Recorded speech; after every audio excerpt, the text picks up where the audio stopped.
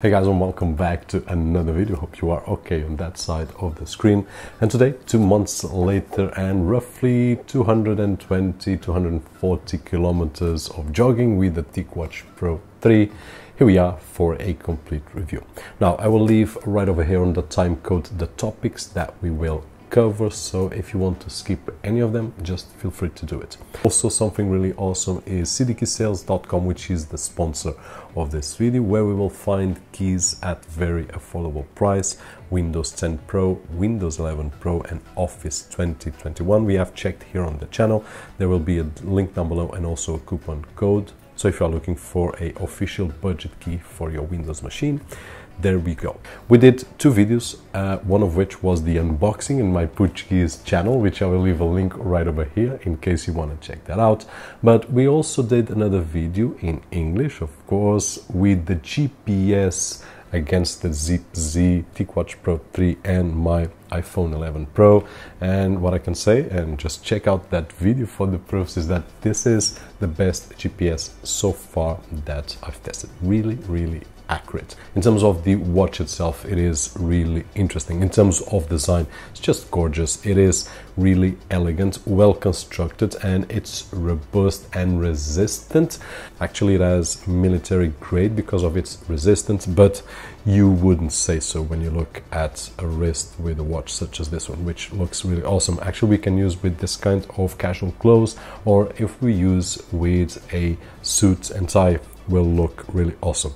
These two are by far the best smartwatches in terms of design that I've used so far, and in the future I will do a comparison of the advantages and disadvantages of the TicWatch Pro 3 Ultra GPS and also of the Z. Specifications really quickly, because we have seen this in the past, and it also has a dual display, which is really nice in terms of the experience on my day-to-day, which will save some energy. In terms of the functions, if I push with my finger, it will allow me to swap really easy the watch faces. Now, one of the things that you will face right over here is that you will find so many watch faces that it will be almost impossible to choose the one that you want. So you will spend quite a few time searching for them, because we have Google Play Store right over here, and that will open a world of possibilities in terms of not only watch faces but also apps, but in this particular case,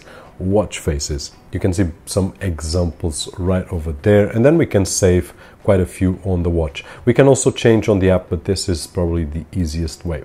Now, if I swipe down, it will give me the options, and we will have a few shortcuts right over there: brightness, sounds, find phone, cinema mode, which is similar to the non-disturb, and then we also have the non-disturb and airplane mode. And then there's also a button for options, where we have the visualization, sounds, apps, notifications, gestures, connectivity, accessibility, and a few others that will allow us to customize the watch by itself. Now, if I swipe to the right, it will show me the cards that in a moment I will show you how we can change the order and how we can add more cards. If we swipe to the left, then we will find the Google Assistant. So if you use Google Assistant, just works great. The experience was really nice. If I swipe down, it will show me the notifications. It also has 2 buttons, physical buttons right over here. The top button will take us to the applications. Once again, we will find quite a few apps right over there, and of course with Google Play Store we will be able to install any app that it's available, which will give us a lot of freedom in this particular feature right over here, so we can install almost anything. The bottom button will take us, it's a shortcut to the sports area. It will track more than 100 different sports. Honestly, for me, I only need probably 2 or 3, and the summer is coming, so expect that I will measure this in terms of swimming, both on sea and also on swimming pool, which is always a curiosity that I've got on any smartwatch. Now, software, we will use 2 apps. One is the Wear OS by Google, and basically this will allow us to connect the phone to the smartwatch. It's really easy to use, and one of the functions that it has, as I said before, it will allow us to move the cards, add more cards when we swipe to the right, and we can select which ones we will be able to put. Now, these cards at the beginning are just a few, but once we start installing apps, each app will give you more cards that we can customize the watch. We'll also be able to turn on and off the notifications individually by app. We can have calendar options. I'm using the Apple, but you can use Google Calendar and others. Google Assistant options. We also have the battery options right over there, and screen options, receipt options, and so on and so forth. So this is the Wear OS. We will not find much more right over here. Then we have the Mobvoi application, which is a really simple app, and we will find some interesting features right over here. First of all, we will find the mental and physical fatigue. It will give us a few numbers right over there of our body. And then we have the activity, which is a glimpse of the activity that we have done on that particular day.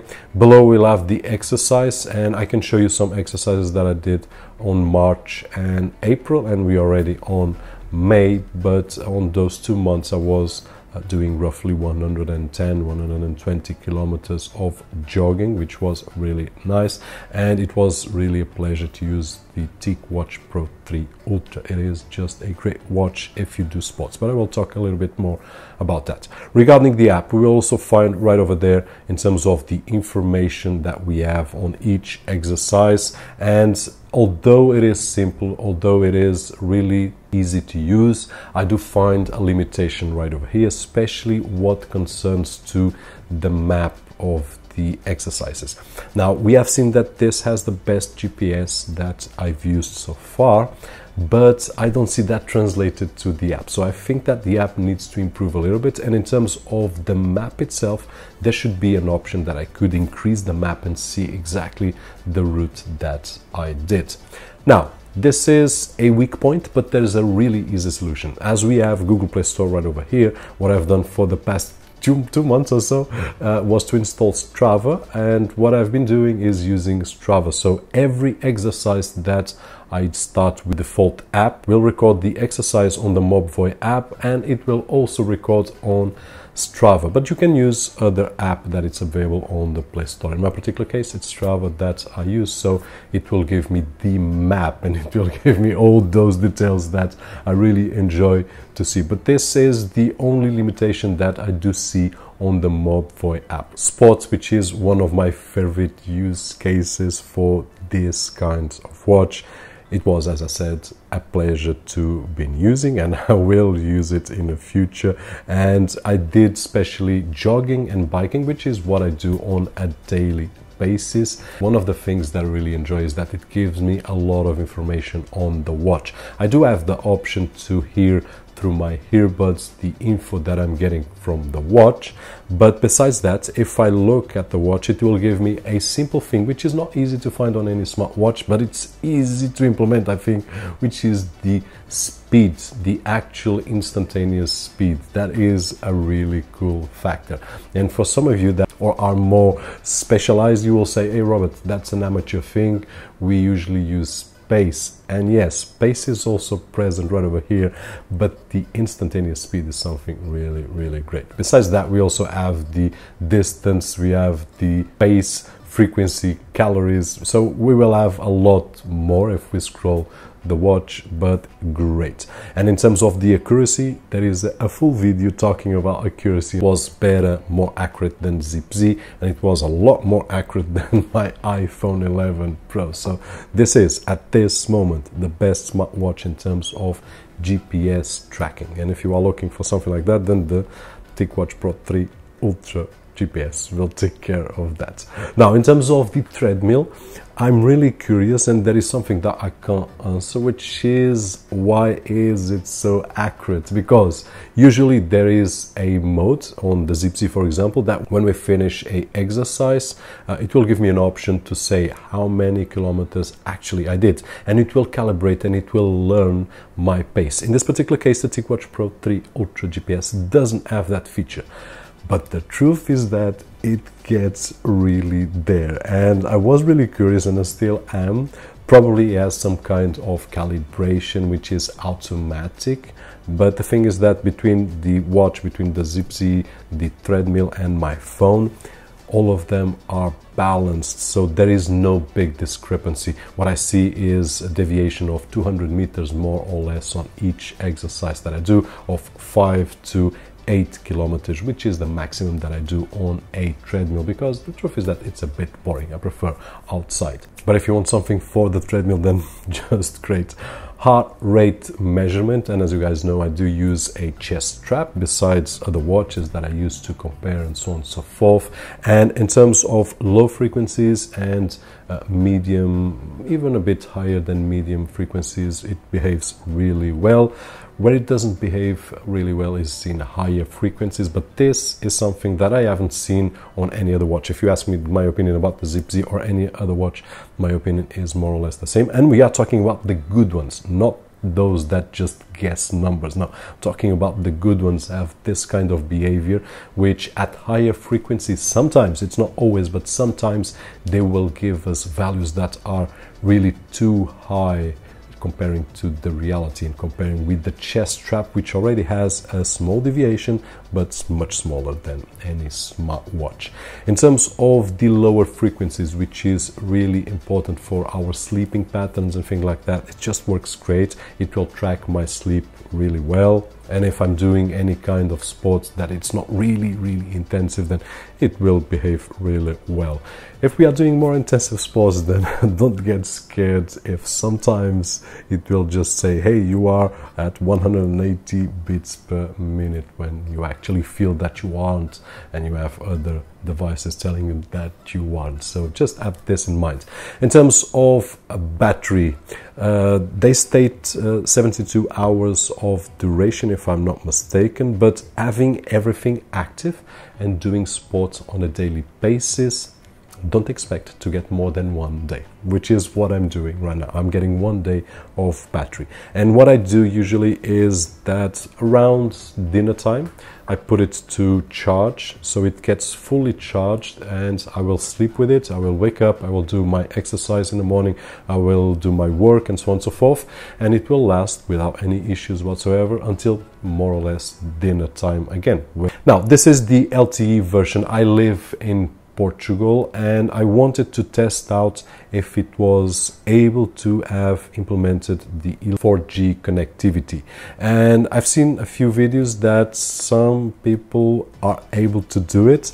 I've tried everything that I could at this moment, and I'm still not able to put the LG. I did one of the things that people state on the web, which is to insert a Vodafone card on one of our phones. I did try with iOS and Android, but it still doesn't give me the option to insert a eSIM, which I also purchased because I was in the hope to use with a cellular connectivity, LTE, but so far I didn't. Nonetheless, I did not lose my hope, so I will try to search, and I will hear your thoughts and your comments if you have any input in this particular case.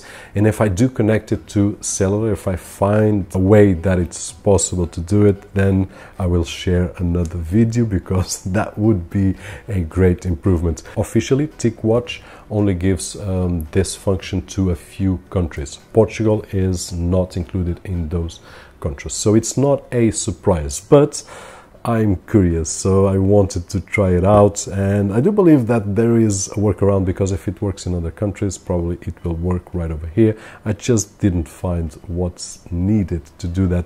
Now, there is one really interesting thing that I did discover on the last few days. I did a factory reset on the watch because it was paired with my iPhone 11 Pro, and when I did connect to the Samsung S20, what happened is that as soon as I did install the apps, it gathered all the information that I had, and that was just a awesome news, because I know from now on, if I need to change phones, I will not lose my data, which is something that happens with other watches. The Zip Z, for example, happens that, and other watches from Amazfit. I also lose a lot of data when I change phone, or when I do unpair it from the phone, and this is a situation that I was really happy to see.